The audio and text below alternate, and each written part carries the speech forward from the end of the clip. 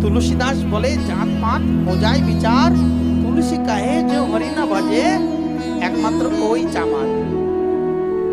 হরিভজন করলাম না, অথচ নিজেকে জাতিত্বের অভিমান নিয়ে নিলাম।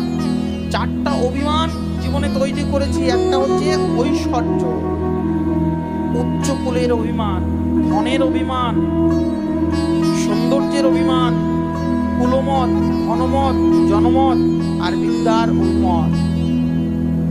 এই চারটা অভিমান আমাদের জীবনে ভগবত দর্শন সাক্ষাৎকার করাতে চায় না। আমি অনেক ধনী, আমি অনেক উচ্চকুলে জন্ম আমার, আমি অনেক বিদ্যা অধ্যয়ন করেছি, আমি দেখতে অনেক সৌন্দর্য। এই চারটা গুণ শাস্ত্রে বলছে চাণক্য নীতি যৌবনম ধনম সম্পত্তি প্রবৃত্তম অবিবেকিতম। চারটার দ্বারা আমাদের বিদ্যা নাশ হয়, বুদ্ধি বিবেক কাজ করে না।